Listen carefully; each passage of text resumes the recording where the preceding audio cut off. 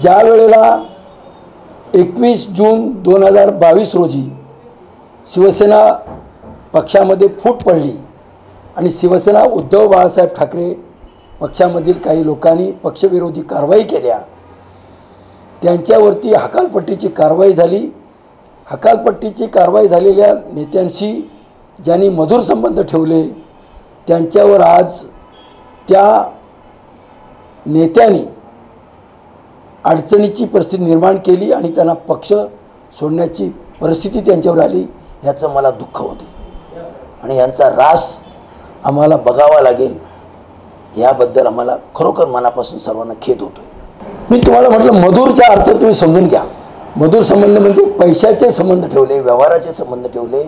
मात्र ते करत असताना मी बोललो तुम्हाला 22व्या मजल्यावर बसणाऱ्या व्यक्तीनं, गारुडी व्यक्तीनं ह्या गरीब आणि अज्ञानी लोकाला फसवलेलं आहे। ते परमेश्वर त्याला माफ करणार नाही, कारण हे शिवसेना उद्धव बाळासाहेब ठाकरे पक्षाचे सहकारी होते। त्यांच्यावर आमचा राग नाही, कारण ते अज्ञानी माणसं आहेत, त्यांना ह्या माणसाने फसवलेलं आहे। नागपूरमध्ये तुमच्या नेतृत्वावर पक्षातले मंडळी नाराज आहेत का? मला तर वाटत नाही। मी पक्षाच्या चौकटीत पक्षाच्या प्रगतीसाठी मी काम करायला पाहिजे असं मला आणि माझ्या सर्व सहकार्यांना वाटतं। आता सुद्धा बघा, आज वर्किंग डे असून सुद्धा माझे सहकारी हजर आहेत या ठिकाणी।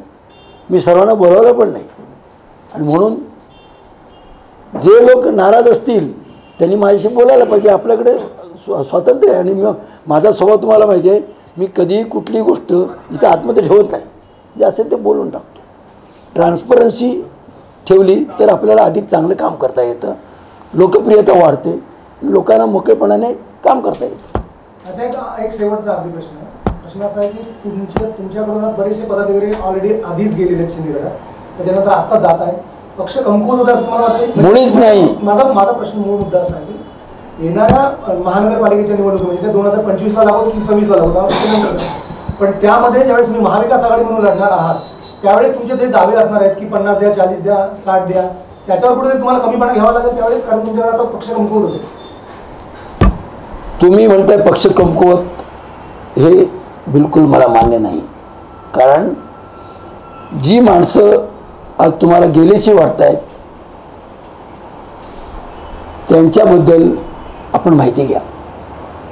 त्यांच्या सहकार्यांमध्ये त्यांच्याबद्दल किती आत्मीयता आहे, ती का कमी झाली। जसे तुम्ही मला माझं तुम्ही पोस्टमॉर्टम करताय, तसं त्यांच्याबद्दलही पोस्टमॉर्टम करा की त्यांची किती लोकप्रियता, ते किती काम करत होते, त्यांच्या कामावरती त्यांचे लोक खुश होते का, ते बघा। कसं असतं, एखादी अनैसर्गिकपणे एखादी गोष्ट निर्माण करणे आणि नैसर्गिक गोष्ट असणे यात फरक आहे, तो तुम्हाला फरक कळेल। आणि त्यामुळं मी पहिल्यापासून मी आत्तापर्यंत कोणाचंही नाव घेतलं नाही। गेलेल्यांना आम्ही सर्वजण शुभेच्छा देतो, त्यांचं कल्याण हो, परंतु त्यांनी गेल्यामुळं पक्ष इथं अडचणीत येईल असं त्यांनी चिंता करू नये। आणि आम्ही सर्वजण पक्षाच्या प्रगतीसाठी एकजुटीने ताकदीने उभे राहू।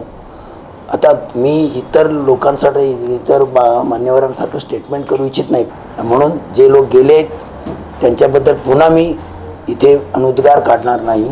मात्र त्यांचं नुकसान होणार आहे, ते आम्हाला बघावं लागतं आहे, याचं आम्हाला दुःख आहे।